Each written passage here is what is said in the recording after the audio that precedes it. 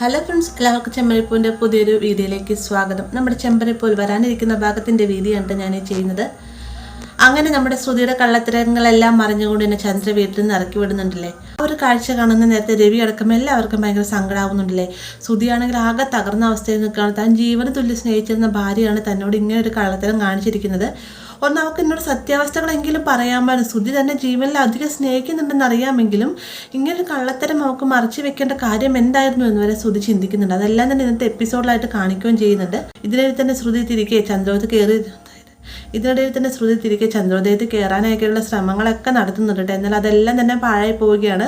അങ്ങനെ അവസാനം രവി സ്വന്തം അമ്മയെ ചെന്ന് കണ്ടതിന് ശേഷം സത്യാവസ്ഥകളെല്ലാം തന്നെ പറയുന്നുണ്ട്.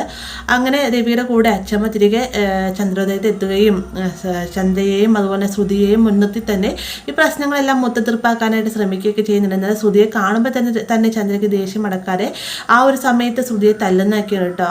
ശ്രുതി ഇതിനിടയിൽ ഇടപെട്ടുകൊണ്ട് തന്നെ തനിക്ക് എല്ലാ സത്യങ്ങളും അറിയാമായിരുന്നു എന്ന് പറഞ്ഞുകൊണ്ട് കള്ളം പറഞ്ഞ ശ്രുതിനെ അവിടെ നിന്ന് രക്ഷിക്കുകയും ചെയ്യുന്നുണ്ട്. അങ്ങനെ ഈ പ്രശ്നങ്ങളെല്ലാം മൊത്തത്തീർപ്പാക്കുന്ന സമയം തന്നെ അച്ഛമ്മ പറയുന്നുണ്ട്, ഇങ്ങനെ ഈ ഒരു പ്രശ്നം വെറുതെ വിട്ടാൽ ശരിയാവുകയില്ല, കുറച്ച് കാര്യങ്ങളൂടെ അറിയാനുണ്ട് എന്ന് പറഞ്ഞുകൊണ്ട് ദേവനെ കൊണ്ട് താലത്തിൽ ദീപം കൊണ്ടതിന് ശേഷം ശ്രുതിനെ കൊണ്ട് സത്യാവസ്ഥകളെല്ലാം തന്നെ പറയിപ്പിക്കായിട്ട് അച്ഛമ്മ ശ്രമിക്കുന്നുണ്ട്. ആ ഒരു സമയത്താണ് ശ്രുതി തൻ്റെ പേരിലുള്ള ബ്യൂട്ടി പാർലർ വിറ്റു എന്നുള്ള കാര്യം എല്ലാവരോടായിട്ട് പറയുന്നത്. നമ്മുടെ ചന്ദ്രയ്ക്ക് ഭയങ്കര ഷോക്കാവുന്നുണ്ട്. ചന്ദ്ര വേഗം തന്നെ ശ്രുതിനെ ചീത്ത പറയാനൊരുങ്ങുന്ന സമയത്ത് രവി പറയുന്നത് എനിക്ക് അറിയാമായിരുന്നു, സച്ചിൻ നേരത്തെ എന്നോട് പറഞ്ഞിട്ടുണ്ടായിരുന്നു എന്നൊക്കെ പറയുമ്പോഴത്തേക്കും ചന്ദ്ര വേഗം ഞെട്ടിപ്പോവുകയാണ്. ചന്ദ്ര മാത്രമല്ല ശ്രുതിയും.